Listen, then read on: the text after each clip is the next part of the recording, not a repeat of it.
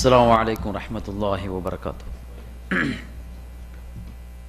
إن الحمد لله نحمده ونستعينه ونستغفره ونعوذ بالله من شرور أنفسنا ومن سيئات أعمالنا من يهده الله فلا مضل له ومن يضلله فلا هادي له وأشهد أن لا إله إلا الله وحده لا شريك له وأشهد أن محمدًا عبده ورسوله. أما بعد فقد قال الله تعالى في القرآن العظيم: أعوذ بالله من الشيطان الرجيم. يا أيها الذين آمنوا اتقوا الله حق تقاته ولا تموتن إلا وأنتم مسلمون. وقال نبينا صلى الله عليه وسلم: إن أصدق الحديث كتاب الله وخير الهدي هدي محمد صلى الله عليه وسلم وشر الأمور محدثاتها وكل محدثة بدعة وكل بدعة ضلالة وكل ضلالة في النار. எல்லாம் அல்ல அல்லாஹ்வின் நல்லடியார்களே, கண்ணியத்திற்குரிய பெரியோர்களே, சகோதரர்களே, தாய்மார்களே, அல்லாஹ் ஜல்ல ஷானுஹு தஆலா அவனின் பெருங்கருணையினால் முபர்ரஸ் தாவா சென்டர் வாயிலாக மாதந்தோறும் நடக்கின்ற இந்த அமர்விலே என்னை அழைத்தமைக்கு முதற்கண் நன்றி கூறி, இந்த அமர்வில் இஸ்லாத்திற்கு மிக அவசியமான ஒரு தலைப்பையும் கொடுத்து பேசுமாறு பணித்திருக்கின்றார்கள். அல்லாஹ்வின் நல்லடியார்களே, கொடுக்கப்பட்ட தலைப்பு சுய பரிசோதனை. சுய பரிசோதனை என்ற இந்த வார்த்தைக்கு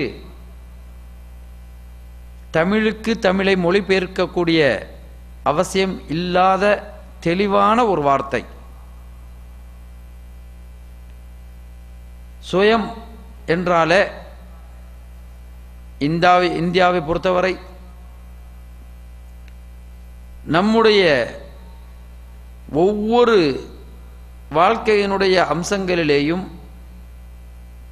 சுயமாக தெரிந்து கொள்ளக்கூடிய விஷயங்கள் என்று சொல்வார்கள்.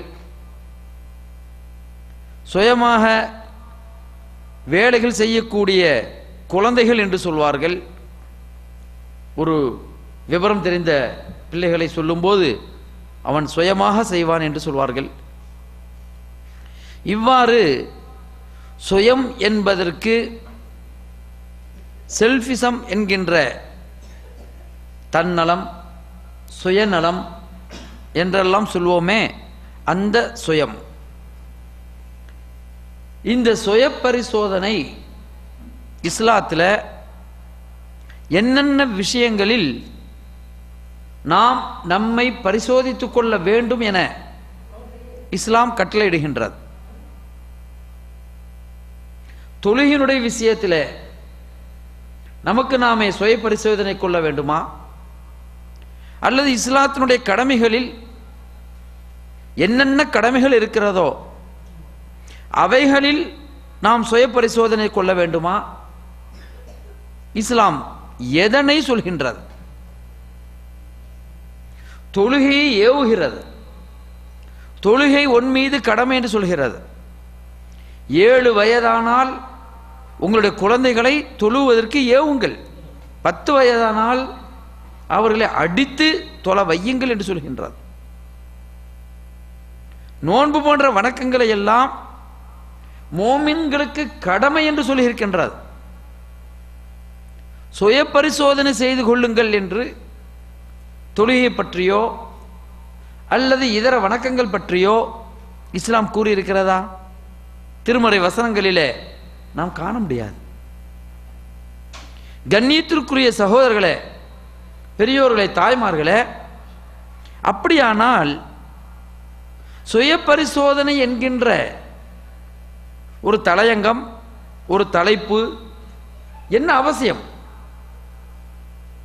நாம் நம்முடைய உடலை கொலஸ்ட்ரால், ஃபேட், சுகர் என்கின்ற அந்த இரத்தத்தை பரிசோதிக்கின்றோமே, அது போன்றதா சுய பரிசோதனை? இஸ்லாத்தை பொறுத்தவரை உங்களுடைய வணக்கங்களை சுய பரிசோதனை சொல்வதற்கோ செய்வதற்கோ இஸ்லாம் இதுவரை கட்டளையிடவில்லை. அன்பிற்குரிய சகோதரர்களே, அல்லாஹ் ஜல்ல ஷானுஹு தஆலா சூரத்துல் ஹஷ்ர் என்கின்ற 59வது அத்தியாயத்தில் 18வது வசனத்தில் சொல்லி காட்டுகின்றான், விசுவாசிகளே, அல்லாஹுவை அஞ்சிக் கொள்ளுங்கள். யா அய்யுஹல்லதீன ஆமனுத்தகுல்லாஹ் வல் தன்துர் நஃப்சும் மா கத்தமத் லிகத். நீங்கள் உங்களுடைய உள்ளங்களை சோதித்து பாருங்கள், உங்களுடைய உள்ளங்களை திரும்பி பாருங்கள். மா கத்தமத் லிகத், நாளை மறுமைக்காக வேண்டி எதனை அது சேர்த்து வைத்திருக்கிறது? உங்களுடைய உள்ளம், அதனை நீங்கள் சோதித்து பாருங்கள். உங்களுக்காக நாளை மறுமைக்காக என்னென்ன செய்திருக்கிறது என்பதனை உள்ளத்தோடு பேசுங்கள். இந்த ஒன்றுக்காகத்தான் நாம் நம்மை பரிசோதித்து பார்க்க வேண்டும். தொழுகை மட்டுமல்ல, நோன்பு, ஜகாத், ஹஜ் போன்ற வணக்கங்கள் மட்டுமல்ல, உங்களை நீங்கள் பரிசோதித்து பாருங்கள் என்று சொல்வதெல்லாம் என்னென்ன கடமைகளை நீ செய்திருக்கிறாய், என்னென்ன கடமைகளை நீ செய்யாமல் பொதுபோக்காக விட்டிருக்கிறாய். கடமைகளை மட்டுமல்ல, மாறாக இறைவன் எவைகளை தடுத்திருக்கின்றானோ, நபிகள் ஸல்லல்லாஹு அலைஹி வஸல்லம் அவர்கள் எதனை நமக்கு ஹராமாக்கி இருக்கின்றார்களோ அதனையும் நாம் பரிசோதித்து பார்க்க வேண்டும். தவறான பாவமான அந்த காரியங்களிலே நாம் ஈடுபட்டிருக்கின்றோமா என்று பரிசோதித்து பார்க்க வேண்டும். நன்மைகளை செய்த அந்த நன்மைகளை செய்வதிலேயும் எந்த அளவுக்கு நாம் நன்மைகளை செய்திருக்கிறோம் என்று பரிசோதித்து பார்ப்பதோடு, தீமைகளை விட்டு விலகி இருக்கின்றோமா, எவ்வளவு பாவங்களை நாம் செய்திருக்கிறோம், அவைகளையும் நீங்கள் பரிசோதித்து பாருங்கள். யா அய்யுஹல்லதீன ஆமனுத்தகுல்லாஹ், விசுவாசிகளே, அல்லாஹ்வை அஞ்சிக் கொள்ளுங்கள். இதனுடைய பொருளை என்ன? கடமையை நிறைவேற்றுவது, தடைகளை விட்டு விலகி இருப்பது. இந்த இரண்டையும் ஒருங்கிணைத்து அல்லாஹ் சொல்கின்றான், வல் தன்துர் நஃப்சும் மா கத்தமத் லிகத். மறுமைக்காக வேண்டி உங்களுடைய உள்ளங்கள் எதனை சேமித்து வைத்திருக்கிறது என்பதனை சிந்தித்து பாருங்கள். கண்ணியத்திற்குரிய சகோதரர்களே, ஏன் திருமுறை வசனங்கள், பல வசனங்கள் மறுமையை சுட்டிக்காட்டித்தான் மனிதனுடைய வாழ்க்கையை சீர்படுத்துகின்றது. அல்லாஹ் சூரத்து ஷுஅரா என்கின்ற 26வது அத்தியாயத்தில் யௌம லா யன்ஃபஉ மாலும் வலா பனூன் இல்லா மன் அத்தல்லாஹ பிகல்பின் சலீம், அன்றைய தினம் உங்களுடைய பொருட்செல்வமோ உங்களுடைய குழந்தை செல்வங்களோ அல்லது மக்கள் செல்வாக்கோ பலன் அளிக்காத, எந்த பிரயோஜனத்தையும் தராத. இன்று பொருளாதாரம் இருந்தால் மிகப்பெரிய அரசியல் தலைவராக மாறிவிடுவோம் இல்லையா? மக்கள் செல்வாக்கு இருந்தால் ஒரு கட்சியை நடத்தி விட்டு போய்விடுவோம். இப்போது நமக்கு அவசியம் மக்கள் செல்வாக்கு, பொருளாதார அந்த செல்வாக்கு.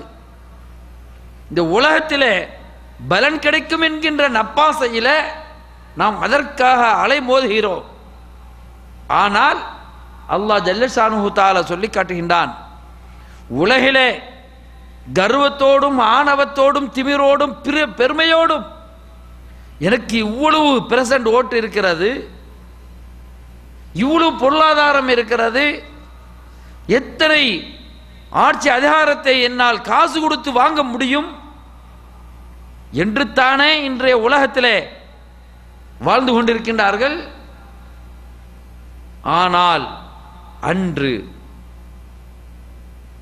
மறுமையிலே உங்களுடைய எந்த செல்வாக்கும், எந்த ஒரு மக்கள் செல்வாக்கும் பலன் அளிக்காத அன்றைய தினத்தில் அல்லாஹ் சொல்லி காட்டுகின்றான், இல்லா மன் அத்தல்லாஹ பிகல்பின் சலீம், யார் மறுமையிலே என்னிடத்தில் வருவார்கள் அவர்களுக்குத்தான் அந்த மறுமையிலே பலன் அளிக்கும். எவ்வாறு வருவார்கள் தெரியுமா? மிகப்பெரிய ஒரு கூட்டத்தை சேர்த்து கொண்டு வருவார்கள், அல்லது உலகத்திலே பெரும் பணக்கார லிஸ்டிலே இருக்கக்கூடியவர்களாக வருவார்கள் என்று சொல்லவில்லை. அல்லாஹ் கூறுவதெல்லாம் பிகல்பின் சலீம், தூய்மையான அமைதியான அந்த உள்ளத்தோடு, பரிசுத்த உள்ளத்தோடு வருகின்றார்களே அவர்களுக்குத்தான் வெற்றி. அவர்கள்தான் மறுமையிலே ஜெயிக்கக்கூடியவர்களாக இருப்பார்கள். இன்று நீயா நானா என்று போட்டி போட்டுக் கொண்டு இருக்கின்றோமே, இந்த போட்டியெல்லாம் இரத்தமும் சதையும் உள்ள இந்த உடலிலே உயிர் ஓடிக்கொண்டிருக்கின்ற அந்த தருணத்தில் மட்டும்தான் இந்த போட்டியிலே யார் வெற்றி என்று நிர்ணயிக்க முடியும். நீங்கள் மரணித்து விட்டால், உடலிலிருந்து உயிர் பிரிந்து விட்டால், நீங்கள் ஒரு சடலம், ஒரு பிணம், ஒரு சவம் இல்லையா? மையித். உங்களுடைய வெற்றியெல்லாம் நிர்ணயிப்பது பரிசுத்தமான உள்ளம்தான். அந்த உள்ளத்தை நீங்கள் பரிசோதித்து பாருங்கள். இதனைத்தான் அல்லாஹ் ஜல்லஷானுஹு தஆலா இல்லா மன் அத்தல்லாஹ பிகல்பின் சலீம் என்று சொல்கின்றார்.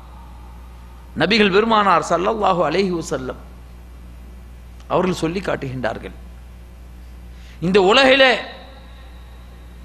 மக்களை எப்படியெல்லாம் கவர வேண்டும், மக்களிடத்திலே நம்முடைய புகழை எந்த அளவுக்கு உயர்த்த வேண்டும், அதிகாரத்தை நாம் கைப்பற்ற வேண்டும்,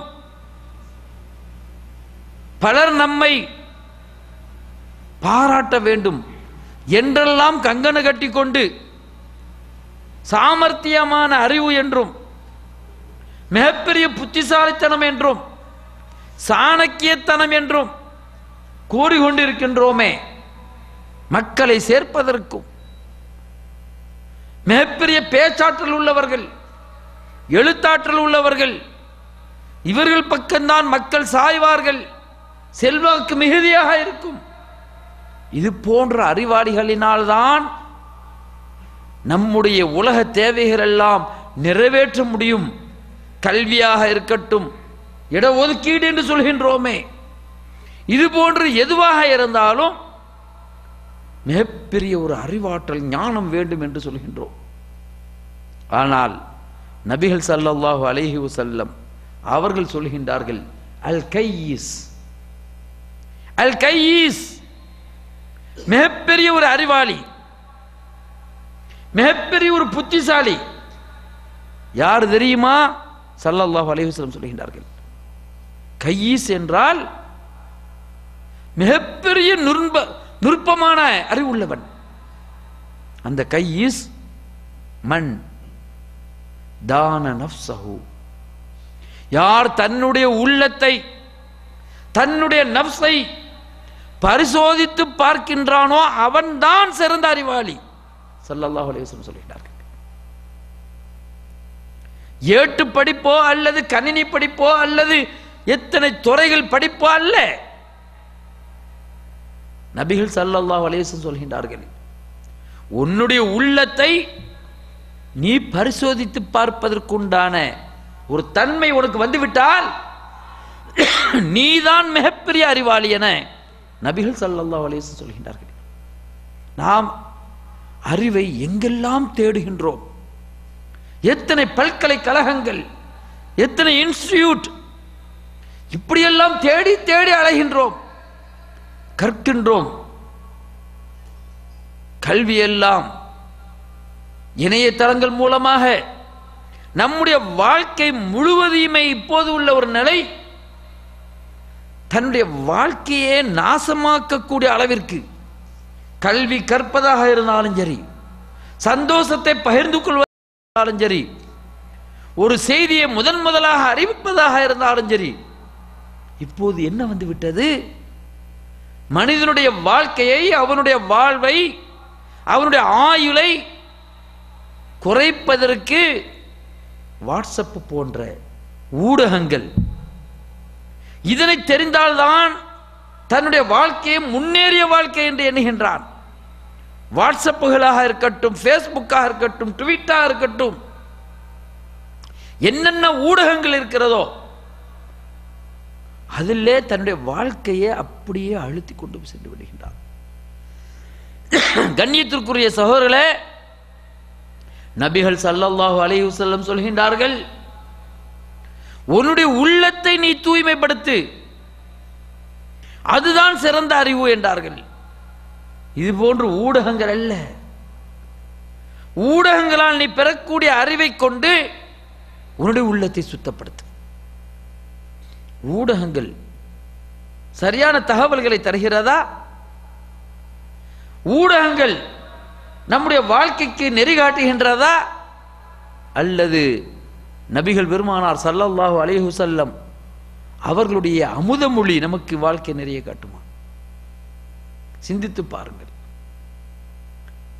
வாட்ஸ்அப் போன்ற ஊடகங்களிலே நல்ல செய்திகள் வரத்தான் செய்கின்றது. என்னென்ன ஊடகங்கள் இருக்கிறதோ அவைகளில் நன்மைகளையும் நாம் பெற முடிகின்றது. அந்த ஊடகங்கள் வாயிலாக உன்னுடைய உள்ளத்தை சோதித்து பார்க்க வேண்டும். நான் எதனை கற்கிறேன், எதனை பார்க்கிறேன், எதனை படிக்கிறேன், எனக்காக நான் படிக்கின்றேனா, என்னுடைய மறுமை வெற்றிக்காக படிக்கின்றேனா, என்னுடைய வாழ்க்கையை நிலையாக நிறுத்திக் கொள்வதற்கு கற்றுக்கொள்கின்றேனா என்று நீங்கள் பார்க்கின்ற போதுதான் உண்மையான அறிவாளி. அல் கையிசு மன் தான நஃப்ஸஹு. எந்த கல்வியாக இருந்தாலும் உங்களுடைய உள்ளத்தை தூய்மைப்படுத்தக்கூடிய கல்வியாக மாற்ற வேண்டும். அடுத்து சொல்கின்றார்கள், வஅமில லிமா பஅதல் மௌத். ஸல்லல்லாஹு அலைஹி வஸல்லம் சொல்கின்றார்கள், நம்முடைய உள்ளத்தை தூய்மைப்படுத்திக் கொண்டு மரணத்திற்கு பிறகு நமக்கு கிடைக்கக்கூடிய பலன் தரக்கூடிய மறுமை, நம்முடைய மரணத்திற்கு பிறகு மறுமையிலே பிரயோஜனம் தரக்கூடிய அமல்களை செய்பவன் தான் அறிவாளி.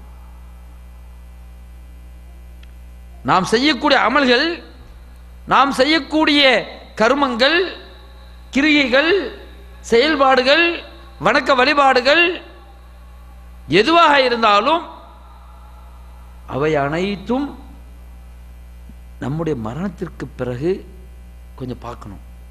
நான் இப்போது இங்கே இது பயான் செய்தால் இதன் மூலமாக எனக்கு என்னுடைய மௌத்துக்கு பிறகு நன்மை கிடைக்குமா? யோசிக்கணும். மன் தான நஃப்ஸஹு, தன்னுடைய உள்ளத்தை பரிசோதித்து பார்க்க வேண்டும். அரசியல் மேடைகளிலே, இலக்கிய மேடைகளிலே மிகப்பெரிய பேச்சாற்றல் பேசிவிட்டு சென்று விட்டால் அப்போதும் யோசித்து பார்க்கணும். இதனால் என்னுடைய மரணத்திற்கு பிறகு பலன் தருமா? திருமறை குர்ஆன் கற்று பிறருக்கு கற்றுக் கொடுக்கின்ற போது கற்றுக் கொடுத்த பின்பு நாம் யோசித்து பார்க்கணும். நான் கற்றது, குர்ஆனை கற்றுக் கொடுத்தது என்னுடைய மரணத்திற்கு பிறகு பிரயோஜனம் தருமா? மன் தான நஃப்ஸஹு, யோசிச்சு பார்க்க வேண்டும். பாவங்கள், தவறுகள், குற்றங்கள் இவைகளை நான் செய்யாமல் விடுகின்ற போது அதை யோசித்து பார்க்க வேண்டும். இந்த பாவத்தை நான் செய்யாமல் இருக்கின்றேன், எனக்கு மறுமையிலே பலன் தருமா? சிந்தித்து பார்க்க வேண்டும். கண்ணியத்திற்குரிய சகோதரர்களே, ஏதோ சாதாரண ஒரு விஷயத்தை தான் சொல்லிக் கொண்டிருக்கின்றீர்கள் என நினைப்பீர்கள். நபிமார்களில் தலைவராக இருக்கக்கூடிய ஏகத்துவம் தௌஹீத் என்று சொல்கின்றோமே, அதற்கெல்லாம் அறிவுபூர்வமாக மக்களுக்கு எடுத்து வைத்த அந்த நபி இப்ராஹிம் அலைஹிஸ்ஸலாத்து வஸ்ஸலாம், கஅபத்துல்லாவை கட்டி நிர்மாணித்த அந்த நபி இப்ராஹிம் அலைஹிஸ்ஸலாத்து வஸ்ஸலாம் அவர்கள் என்ன நினைக்கின்றார்கள் தெரியுமா? சூரா இப்ராஹிமிலே வரக்கூடிய ஒரு வசனம் அல்லாஹ் ஜல்ல ஷானுஹு தஆலா சொல்லி காட்டுகின்றான். அவர்கள் துஆ கேட்கின்றார்கள், இறைவா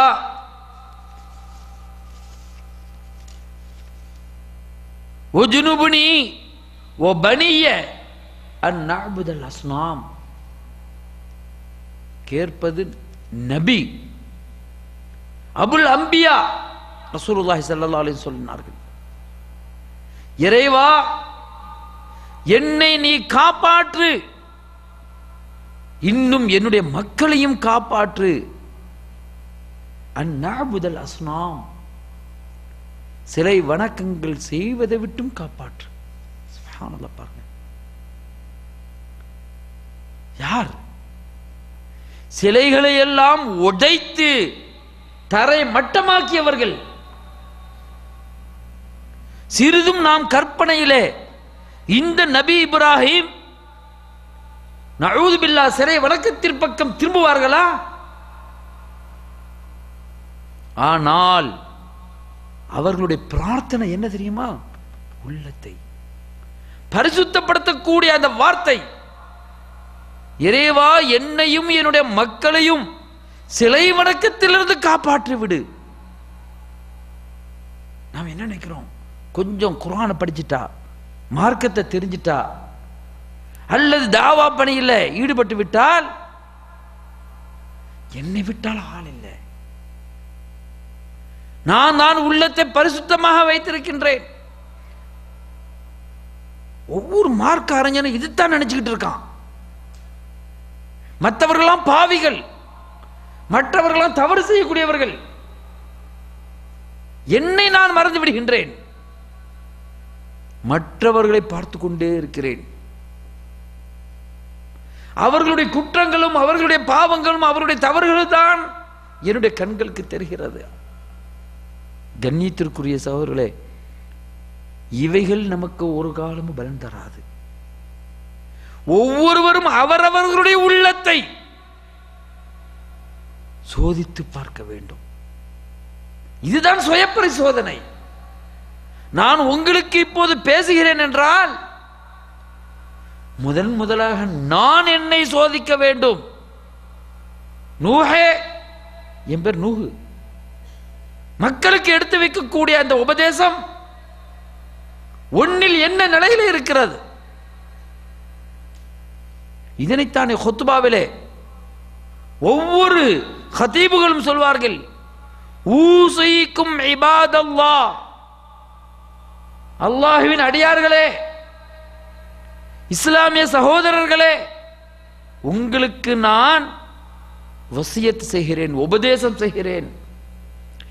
ஆனால் அவ்வலன் முதலாக வஇய்யாய, எனக்கு பித்தக்வல்லாஹ், இறையச்சத்தை கொண்டு உபதேசம் செய்கிறேன். இதுதான் நபிகள் ஸல்லல்லாஹு அலைஹி வஸல்லம் அவர்களுடைய வழிமுறையாக இருந்தது. நம்முடைய உள்ளத்தை, அவரவர்கள் தங்களுடைய உள்ளத்தை பரிசோதித்து பார்க்க வேண்டும். கண்ணியத்திற்குரிய சகோதரர்களே, ஏன் பரிசோதிக்க வேண்டும்? ஏன் சுய பரிசோதனை பார்க்க வேண்டும்? இந்த சுய பரிசோதனை இல்லை என்றால் நம்முடைய வாழ்க்கை பூஜ்யம். இந்த உலகத்தில் மிளிரலாம், இந்த உலகத்திலே ஜொலிக்கலாம், இந்த படை பட்டாளத்தோடு இருக்கலாம், அதிகாரத்தோடு இருக்கலாம், ஆணவத்தோடு இருக்கலாம், மக்கள் செல்வாக்கோடு, பண பலத்தோடு, எவ்வளவு அலங்காரத்தோடு இருக்கலாம். ஆனால் உள்ளத்தை சோதித்து பாருங்கள். மறுமையிலே எனக்கு இது வெற்றி தருமா? மறுமையிலே நான் ஜெயிக்க முடியுமா? இதற்காக வேண்டி உலமாக்கள் இடத்துல போய் கேட்க தேவையில்லை. ஆலிம்களே, எனக்கு மறுமையில் சொர்க்கம் கிடைக்குமா என்று கேட்க வேண்டிய அவசியம் இல்லை. அவனுடைய நிலையே என்ன என்பது யாருக்கு தெரியும்? கண்ணியத்திற்குரிய சகோதரர்களே, சஹாபா பெருமக்கள், சலஃபு சாலிஹீன்கள், அவர்களுடைய வாழ்க்கையில் வணக்கத்தில் குறைபாடோடு இருந்தார்களா? அல்லது பாவங்களிலே மூழ்கி கிடந்தார்களா? பிதஅத்தான காரியத்தில் இருந்தார்களா? மூட நம்பிக்கையில் கிடந்தார்களா? இல்லவே இல்லை. அந்த சஹாபா பெருமக்கள் அவர்களுடைய வாழ்க்கையெல்லாம் எப்படி இருந்தது தெரியுமா? தங்களுடைய உள்ளத்தை அடிக்கடி சோதித்து பார்ப்பார்கள். ஹன்லலா என்கின்ற ஒரு சஹாபி, பிரபல்யமான ஒரு செய்தி. ஹன்லலா வீட்டுக்கு சென்று விட்டு வெளியே வருகிற போது நாஃபக ஹன்லலா, தனக்குத்தானே சொல்கின்றார்கள், ஹன்லலா முனாஃபிக் ஆகிவிட்டான், நயவஞ்சகனாக மாறிவிட்டான், நிஃபாக் வந்து விட்டது. நாம் அடுத்த ஆள சொல்லுவோம், அவன் முனாஃபிக், அவன் காஃபிர், அவன் வந்து பாவி, அவன் குற்றவாளி, அவன் வடக்கத்தில் கோட்டை விட்டவன், அவன் ஜகாத்து கொடுக்காதவன், அவன் தண்ணி அடிக்கக்கூடியவன், இவன் சூதாடக்கூடியவன், இவன் விபச்சாரம் செய்யக்கூடியவன். அடுத்தவரை பாற்று சொல்லிக்கொண்டே இருப்போமே. ஆனால் ஹன்லலா என்ன சொல்கின்றார்கள்? ஹன்லலா முனாஃபிக் ஆகிவிட்டான். நஊது பில்லாஹ். நிஃபாக் என்பது சாதாரண ஒரு விஷயமா? அவர்களுக்கு தெரியாதா? முனாஃபிக்தனம் என்பது நரகத்திலேயே அடிப்பாகம், நெருப்பினுடைய அடிப்பாகம், கடுமையான தண்டனை. ஹன்லலா முனாஃபிக் ஆகிவிட்டான். கண்ணியத்திற்குரிய சகோதரர்களே, ஒருவன் உங்களுக்கு நயவஞ்சகம் பண்றதா இருந்தா, சுகர்னோ நான் உனக்கு நயவஞ்சகம் பண்றேன், மோசடி பண்ண போறேன், உனக்கு சதி செய்ய போறேன் சொல்லிட்டாங்க செய்வேன். சொல்லிட்டு செய்தா நான் முனாஃபிக்கா? இல்லதானே? அவன் முனாஃபிக் என்கின்ற அந்த வார்த்தை ஹன்லலா வெளிப்படுத்தி சொல்கின்றார். முனாஃபிக் என்றால் உள்ளத்தோடு மறைத்து வைக்கக்கூடிய ஒரு செய்தி. ஏன் ரோட்டிலே வருகிற போது ஈமானிலேயே உயர்தரமான ஈமான், மோமின்களுடைய ஈமான்களிலேயே மிக கனமான, ஒரு தட்டிலே வைத்தால் கனக்கக்கூடிய அதிகப்படியான உறுதியான ஈமான் உள்ளவர்கள் யார்? அபூபக்கர் சித்திக் ரலியல்லாஹு தஆலா அன்ஹு. அவர்கள் ஹன்லலா பார்த்து கேட்கின்றார்கள், யா ஹன்லலா, முனாஃபிக் ஆகிவிட்டாயா? முனாஃபிக் என்றால் எவனும் வெளிப்படுத்தி சொல்ல மாட்டான், நான் முனாஃபிக் ஆகிவிட்டேன்னு சொல்ல மாட்டான், மறைக்கக்கூடியவன் தானே முனாஃபிக், எப்படி என்று கேட்கின்றார்கள். அப்போது ஹன்லலா சொல்கின்றார்கள், இதுதான் அவர்களுடைய உள்ளத்தை தனக்குத்தானே சோதித்து பார்க்கின்றார்கள். ஹன்லலா வணக்கங்களில் கோட்டையிடவில்லை, நபி ஸல்லல்லாஹு அலைஹி வஸல்லம் அவர்களுக்கு எந்த ஒரு முனாஃபிக்தனமும் செய்யவில்லை, வேற எந்த ஒரு சஹாபிகளுக்கும் நயவஞ்சகம் பண்ணவில்லை, மோசடி பண்ணவில்லை, இஸ்லாத்தை சதி செய்யவில்லை. உறுதியான ஈமான் கொண்ட அந்த ஹன்லலா அபூபக்கரிடத்தில் சொல்லி காட்டுகின்றார்கள், அபூபக்கரே, என்னுடைய நண்பரே, கொஞ்சம் யோசிச்சு பாருங்க, சிந்திச்சு பாருங்க. நபி ஸல்லல்லாஹு அலைஹி வஸல்லம் அவர்களோடு இருக்கிற போது அவர்கள் சொர்க்கத்தை பற்றி சொன்னா சொர்க்கத்திலே நாம் திகழ்ந்து கொண்டிருக்கிற மாதிரி, அதுல சந்தோஷமா இருக்கிற மாதிரி நாம் நினைக்கிறோம்.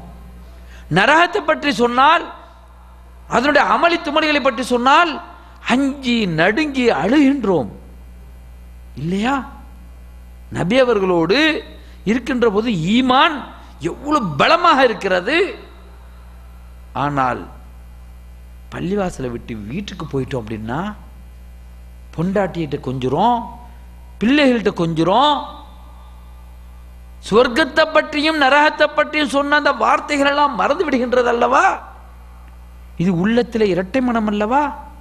அங்கே ஒரு மனம், இங்கே வேறு ஒரு மனம், அங்கே ஒரு அர்த்தம், இங்கே வேறு அர்த்தத்தோடு இருக்கின்றோமே.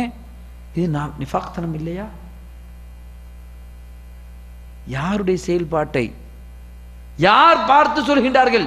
ரசூல் ஸல்லல்லாஹு அலைஹி வஸல்லம் சொன்னாங்களா, இங்க இருக்கிற மாதிரி தான் நீ உன் பொண்டாட்டிகிட்ட இருக்கிறியா? கேட்கல.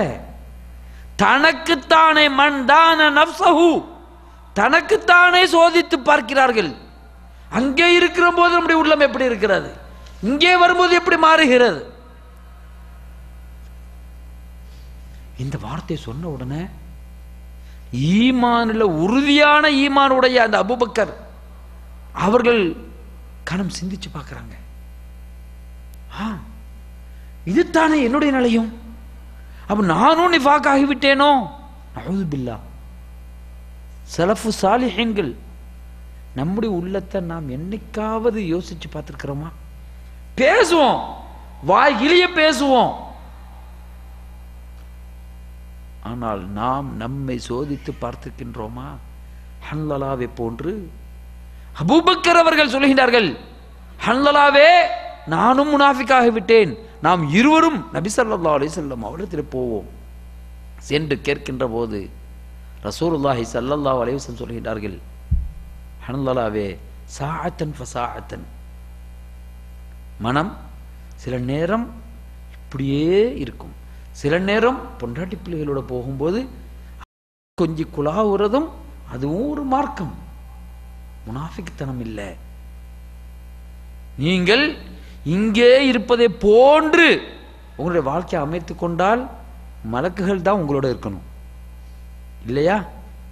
எந்த பாவமும் செய்யாத, இந்த உலகத்தில் எந்த தேவையும் இல்லாத மலக்குகளை போன்று நீங்கள் ஆகிவிடுவீர்கள் என்று ஸல்லல்லாஹு அலைஹி வஸல்லம் சொன்ன பிறகுதான் தன்னுடைய உள்ளம் அல்ஹம்துலில்லாஹ், முனாஃபிக் ஆகல, நல்லா தான் இருக்கிறேன், சுய பரிசோதனை மூலமாக கேட்டுக்கொண்டார்கள். சொல்லுவாங்க. கண்ணியத்திற்குரிய சகோதரர்களே, இதுவல்லவா மார்க்கம், இப்படி அல்லவா இருக்க வேண்டும்? நம்மில் எத்தனை பேரிடத்தில் சுய பரிசோதனை இருக்கின்றது? அமீருல் முஃமினீன் உமர் இப்னுல் கத்தாப் ரலியல்லாஹு தஆலா அன்ஹு, இந்த சுய பரிசோதனை என்று இஸ்லாமிய வரலாற்றிலே கூறப்படுகின்ற அந்த வார்த்தைக்கு சொந்தக்காரர் உமர் ரலியல்லாஹு தஆலா அன்ஹு தான். சுய பரிசோதனைக்கு அரபியில சொல்வார்கள் முஹாசபத்துன் நஃப்ஸ், உள்ளத்தை பரிசோதிப்பது. இந்த வார்த்தையை உமர் ரலியல்லாஹு தஆலா அன்ஹு அவர்கள் அறிவிக்கின்றார்கள், ஹாசிபு அன்ஃபுஸக்கும், உங்களுடைய உள்ளங்களை நீங்கள் பரிசோதித்துக் கொள்ளுங்கள். கப்ல அன் துஹாசபு, மறுமையிலே அல்லாஹ் ஜல்ல ஷானுஹு தஆலா உங்களை விசாரிப்பதற்கு முன்பு, நீங்கள் விசாரிக்கப்படுவதற்கு முன்பு இப்போதே நீங்கள் சுய பரிசோதனை செய்து கொள்ளுங்கள். வஸினு அன்ஃபுஸக்கும் கப்ல அன் தஸினு, இப்பொழுதே நிறுத்திக் கொள்ளுங்கள் உங்களுடைய அமல்களை. வெயிட் பண்ணுங்க, எவ்வளவு அமல் செய்திருக்கிறோம் எடை போட்டு பாருங்க. மறுமையில நம்முடைய அமல்கள் எல்லாம் எடை போடப்படும். வவதுல் மீசான், அல்லாஹ் ஜல்ல ஷானுஹு தஆலா திருமறையில நம்முடைய அமல்கள் எடை போடப்படும் என்று சொல்கின்றானே. எடை போடப்படுவதற்கு முன்பு இங்கே நீங்கள் எடை போட்டுக் கொள்ளுங்கள் என்று உமர் பின் கத்தாப் ரலியல்லாஹு தஆலா அன்ஹு சொன்னார்களே. அந்த உமர் ஏதோ வார்த்தைக்கு சொல்லிவிட்டு போவதை போன்று, இப்போது நான் உங்க இடத்துல சுய பரிசோதனை செய்யுங்க சொல்லிட்டு நான் போறேன், நான் போயிடுவேன். இரவுல உட்கார்ந்து எத்தனை வாட்ஸ்அப் உங்களுக்கு கூடாதுன்னு சொன்னேன், ஃபேஸ்புக்கு சொல்ல பார்க்காதீங்கன்னு, ட்விட்டர் கூடாதுன்னு சொன்னேன். ஆனா என்னுடைய போன்ல எல்லாமே இருக்கிறது. உங்களிடத்துல சொல்லிவிட்டு போய் அதுக்கு நான் அதை பார்க்கிறேன்.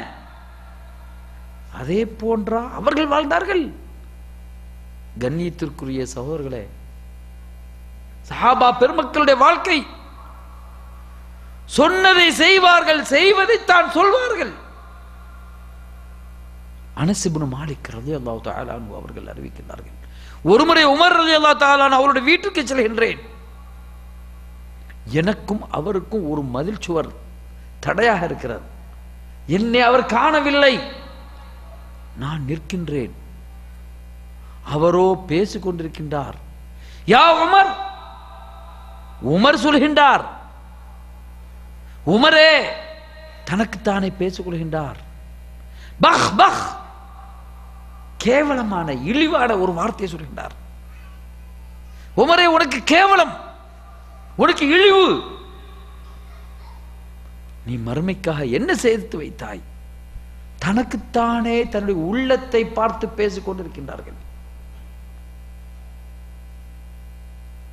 இந்த உள்ளம் அதை பார்த்து கேட்கின்றார்கள், நீ அல்லாஹ்வை அஞ்சி இருக்கிறாயா? அல்லாஹ்வை தக்வா என்று சொல்கின்றோமே, அது போன்று இறைவனை அஞ்சி இருக்கிறாயா யா உமர்?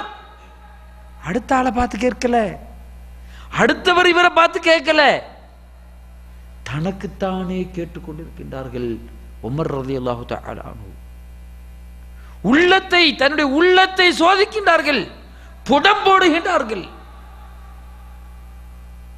இவர்களெல்லாம் சுய பரிசோதனை செய்கின்ற போது நம்முடைய வாழ்க்கை எம்மாத்திரம். தௌபா இப்னு அஸ்ஸம்த் என்கின்ற மிகப்பெரிய ஒரு தாபி, அவர் தன்னுடைய வாழ்க்கையிலே சொல்லி காட்டுவார். எப்படி சொல்வார் தெரியுமா? என்னுடைய வாழ்நாள் 50 ஆண்டுகள் வாழ்கிறேன் என்று வைத்துக் கொள்ளுங்கள். ஒரு நாளைக்கு ஒரு தவறு, ஒரே ஒரு தவறு, சின்ன ஒரு தப்பு நான் செய்கிறேன் என்றால், ஒரு நாளைக்கு ஒரு தவறு, அப்படியானால் வருஷத்திற்கு 50 ஆண்டுகளுக்கு எத்தனை தவறுகள் வருகிறது. இதற்காக மறுமையிலே நான் நிற்க வேண்டுமே என்று தன்னுடைய தவறிலிருந்து தௌபா செய்வதற்காக வேண்டி படாத பாடுபட்டிருப்பார்கள். ஒரு தவறு செய்வதற்கே அஞ்சக்கூடியவர்கள். எதை வைத்து? வேறு யாராவது அவரை பார்த்து சொன்னார்களா, நீ பாவம் செய்திருக்கிறாய், இப்னு சம்தே நீ தப்பு பண்ணிவிட்டாய் என்று வேறு யாரும் சொல்லவில்லை. தனக்குத்தானே கணக்கு போடுகின்றார்கள். அமீருல் முஃமினீன் அபூபக்கர் சித்திக் ரலியல்லாஹு தஆலா அன்ஹு அவர்கள் ஒரு முறை ஒரு தோட்டத்திற்கு செல்கின்றார்கள். அங்கே செல்கின்ற போது சலஃபு சாலிஹீன்களுடைய வாழ்க்கை பார்க்கிறார்கள். மரக்கிளைகளிலே சிறு சிறு பறவைகள் எல்லாம் ஒரு கிளையிலிருந்து மறு கொப்புக்கும், அந்த கொப்பிலிருந்து இந்த கொப்புக்கும் கீச் கீச் என்று பறந்து சென்று கொண்டிருக்கிறது. நாம் இதனை இயற்கை காட்சியாக ரசித்துக் கொண்டிருப்போம் இல்லையா? பார்ப்பதற்கு எவ்வளவு ரம்யமாக இருக்கிறது. ஒரு தோட்டம், ஒரு தோப்பு, அதிலே பறவைகளுடைய கீச் குரல்கள், பறக்கக்கூடிய அந்த இறக்கையினுடைய சப்தங்கள், இனிமையான ஒரு மாலை பொழுதல்லவா என்று தான் நாம் வர்ணிப்போம். ஆனால் அபூபக்கர் சித்திக் ரலியல்லாஹு தஆலா அன்ஹு அவர்களுடைய பார்வை எவ்வாறு இருந்தது தெரியுமா? யா தாயிர், சிட்டுக்குருவிகளே, பறவைகளே, நீங்கள் அங்கும் இங்கும் சந்தோஷமாக பறக்கின்றீர்கள், மகிழ்ச்சியாக இருக்கிறீர்கள். ஒரு நாளைக்கு நீங்கள் மரணமாகி விடுவீர்கள்.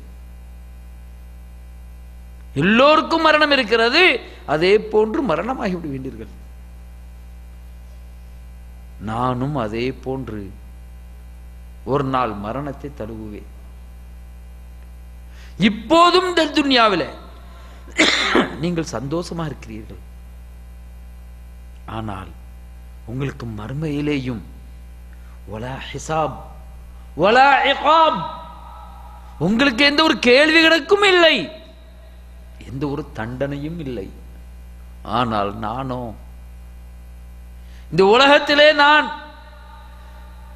இப்படியே வாழ்ந்து மறுமையிலே எங்களுக்கு ஹிசாப் இருக்கிறது, எங்களுக்கு தண்டனை இருக்கிறது என்று இயற்கையான காட்சியை பார்க்கிற போது கூட ஒருவர் தொழுகின்றார், நோன்பு வைக்கின்றார், பக்தி பரவசமாக இருக்கிறார். அப்போது நமக்கு மறுமையினுடைய நினைவு வரலாம். ஒரு பயான் செய்கின்ற போது, நரகத்தை பற்றி பேசுகின்ற போது நரகத்தினுடைய பயம் வரலாம். ஆனால் சந்தோஷமாக இருக்கக்கூடிய அந்த நேரத்தில் கூட உள்ளத்திலே அவர்களுக்கு இருக்கக்கூடியது மறுமைத்தான். மறுமையிலே கேள்வி கணக்கு இருக்கிறதே,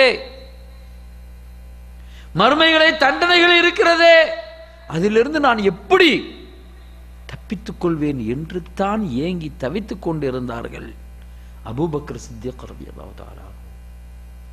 கண்ணியத்திற்குரிய சகோதரர்களே, இவைகளெல்லாம் எதற்காக? அல்லாஹ் ஜல்ல ஷானுஹு தஆலா தனது திருமறையிலே சொல்லி காட்டுகின்றானே. சூரத்துல் கியாமா என்கின்ற 75வது அத்தியாயத்தில் 36வது வசனத்திலே, அயஹ்சபுல் இன்சானு ஐ யுத்ரக சுதா, மனிதர்கள் எண்ணிக்கொண்டார்களா அல்லாஹ் அப்படியே விட்டு விடுவான் என்று, சும்மா விட்டு விடுவான் என்று. இந்த உலகத்திலேயும் எந்த ஒரு தண்டனையும் நமக்கு தருவதில்லை. சோதனை வந்தால் அந்த சோதனையும் நீங்கி விடுகின்றது. இன்னமல் உஸ்ரி யுஸ்ரா, கஷ்டம் வந்தால் அதற்கு பிறகு சந்தோஷம் வந்து விடுகின்றது. உலக வாழ்க்கையிலேயும் நாம் நிம்மதியாக வாழ்கிறோம், மறுமையிலேயும் அல்லாஹ் எங்களை ஒன்றும் கேட்க மாட்டான் என்கின்ற அந்த எண்ணத்தோடு தானே வாழ்கிறோம். அயஹ்சபுல் இன்சானு அன் யுத்ரக சுதா, சும்மா விட்டு விடுவானா? நமக்கு மறுமையுடைய அச்சம் இல்லை. வியாபார துறைகளிலே இருக்கிறோம், யார் பார்க்கிறா? பில்லு வேணுமா? ஒருவன் வியாபார துறையில் நான் இருக்கிறேன் அப்படின்னா பில்லு போடு, எனக்கு வியாபாரம் நடந்தா போதும், உனக்கு எவ்வளவு போடணும் போட்டு தள்ளுறேன். வாங்கக்கூடியவன் முதலாளிக்கு எவ்வளவு கொடுத்தாலும் நமக்கு மீத காசை நாம சுருட்டிக்குவோம். எத்தனை வியாபாரிகள், வியாபாரம் பண்ணக்கூடியவர்கள் பண்ணுகின்றோமா இல்லையா? ஏன்? ரப்புல் ஆலமீன் நம்மை பார்த்து கொண்டிருக்கிறான் என்கின்ற அச்சம் கிடையாது, பயம் இல்லை. எது வேண்டுமானாலும் சொல்லலாம், செய்யலாம். அல்லாஹ் அந்த நேரத்தில் பார்த்துக்குருவோம். ஐ யுத்ரக சுதா, அல்லாஹ் உங்களை சும்மா விட மாட்டான். கண்ணியத்திற்குரிய சகோதரர்களே, பெரியோர்களே, தாய்மார்களே, கணவனுக்கு அவருடைய சொல்லுக்கு மாறு செய்யக்கூடியவர்கள், அவருடைய கட்டளைக்கு மாறு செய்யக்கூடியவர்கள், அவனுடைய விருப்பத்திற்கு மாறு செய்யக்கூடியவர்கள் எத்தனை பெண்கள். அதே போன்று மனைவிக்கு இதே போன்று மாறு செய்யக்கூடிய கணவன்மார்கள் இருக்கிறோமா இல்லையா? கண்ணியத்திற்குரிய சகோதரர்களே, இந்த உலக வாழ்க்கை என்பது ஒரு நீர் குமிழிய போன்றது தான். அப்படியே டக்குண்டு பொட்டுண்டு உடைஞ்சிரும். இன்னைக்கு இருப்போம், நாளைக்கு திருந்தலாம், அடுத்த வருஷம் திருந்தலாம், சவுதி விட்டு போன பிறகு வேண்டும் ஆனால் நாம் நியாயமா வாழலாம், அல்லது 40 வயசு ஆகட்டும், இப்படிலாம் கணக்கு போடக்கூடிய நாம். கண்ணியத்திற்குரிய சகோதரர்களே, நாளை என்பது கிடையவே கிடையாது. எண்ணி பாருங்கள். மரணம் என்பது நம்முடைய வாழ்க்கையிலே ஒவ்வொரு கணத்திலையும் இருந்து கொண்டிருக்கிறது. அடுத்த வினாடியின் நொடியிலே மரணம் வந்துவிடும். அல்லாஹ் ஜல்லஷானு தஆலா எந்த ஒரு சமுதாயத்திற்கும் அஜல் என்கின்றது தவணை வைத்திருக்கின்றான். ஒலிக்குல் யௌமத்தின் அஜல் ஃபைதா ஜா அஜலுஹும் லா யஸ்தஅখিরூன சாஅத்தன் வலா யஸ்தக்திமூன். அந்த தவணை என்கின்ற மரணம் குறிப்பிட்ட அந்த நேரத்திலே வந்துவிடும். அது முந்தியும் வராது, பிற்படுத்தவும் செய்யாது. கண்ணியத்திற்குரிய சகோதரர்களே, அல்லாஹ்வுடைய அந்த வசனத்தை நாம் பார்த்து கொண்டு நம்முடைய வாழ்க்கையில சொர்க்கத்திற்கு செல்லக்கூடிய வாழ்க்கையாக மாற்ற வேண்டும் என்றால் நம்முடைய அமல்களோடு நம்முடைய உள்ளத்தை பரிசோதித்து பார்க்க வேண்டும். இப்ராஹிம் இப்னு அத்தீமி என்கின்ற ஒரு தாபிஈ, அவர் தன்னுடைய வாழ்க்கையை எப்படி பார்ப்பார் தெரியுமா? தன்னுடைய உள்ளத்தை இங்கு உலகத்திலே வாழ்கின்ற போதே நான் சொர்க்கத்தில் இருப்பதை போன்று அப்படி நினைத்து பார்ப்பேன். மஸ்ஸல்து நஃப்ஸி ஃபில் ஜன்னா, சொர்க்கத்தில் இருக்கிற மாதிரி. சொர்க்கத்தில் இருந்தா எப்படி இருக்கும்? நான் நினைத்தால் அந்த பழங்கள் கிடைக்கும், நான் நினைத்த காரியங்கள் அப்படியே நிறைவேறும், எனக்கு எத்தனை ஹூருல் ஈன் வேண்டுமோ அவைகள் அனைத்தும் எனக்கு கிடைக்கும் இல்லையா? அப்படி சொர்க்கத்தில் சந்தோஷமா அப்படியே இருப்பேன். இதிலே நிரந்தரமாக இருப்பதற்காக எண்ணுவேன். ஆனால் எனக்கு சொர்க்கம் உறுதியாக்கப்பட்டிருக்கிறதா? உள்ளத்தோடு பேசுவார், இல்லை, சொர்க்கம் உறுதியாக்கப்படவில்லை. அப்போது நான் நரகத்தில் இருப்பதாக நினைத்து பார்ப்பேன். அப்படி ஒரு நிலையை கற்பனையை நினைச்சு பார்ப்பேன். அங்குள்ள அமளி துமளிகள், அங்குள்ள வேதனைகள், இதை கொண்டு துடிக்கும் என்னுடைய உள்ளம். இறைவா, இதிலிருந்து என்னை காப்பாற்று என்று சொல்லும் இல்லையா? இதுதானே உள்ளம். நல்லது வேண்டும் என்று சொல்லும், அல்லது வேண்டாம் என்று சொல்லும் நரகத்திலிருந்து.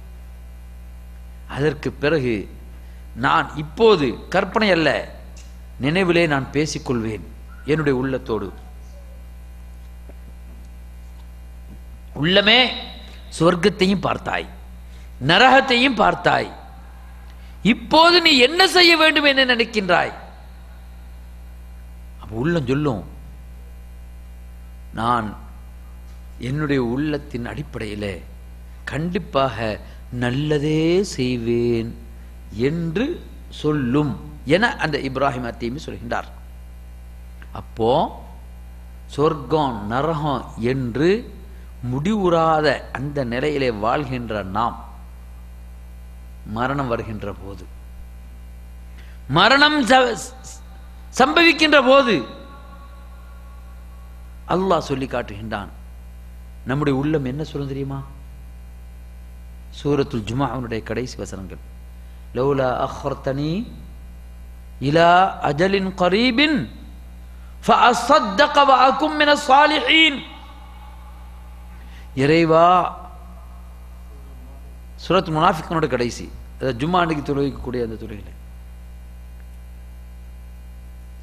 இறைவா என்னை கொஞ்சம் விட்டுவிடு, உயிர் கொஞ்சம் விட்டுவிடு, இந்த உலகத்திலே நான் செய்யாத தர்மங்கள் எல்லாம் செய்துவிட்டு வந்து விடுவேன், நல்லவனாக மாறிவிடுவேன் என்று இந்த உள்ள அதுவரை நாம் காத்திருக்க வேண்டுமா? கண்ணியத்திற்குரிய சகோதரர்களே, அல்லாஹ் ஜல்லஷானு தஆலா சூரத்துல் கஹ்ஃபிலே சொல்லி காட்டுகின்றானே, மாலிய ஹாதல் கிதாப், மறுமையிலே அவனுடைய கரங்களிலே ஏடுகள் கொடுக்கப்படுகின்ற போது லா யுகாதிரு ஸகீரத்தன் வலா கபீரத்தன் இல்லா அஹ்ஸாஹா, ஒரு சிறு நன்மையாக இருந்தாலும் சரி அல்லது பாவமாக இருந்தாலும் சரி, பெருங்குண்ட காரியங்களாக இருந்தாலும் சரி, ஒன்றையும் விட்டு வைக்காமல் எல்லாமே வந்து விடுகின்றதே.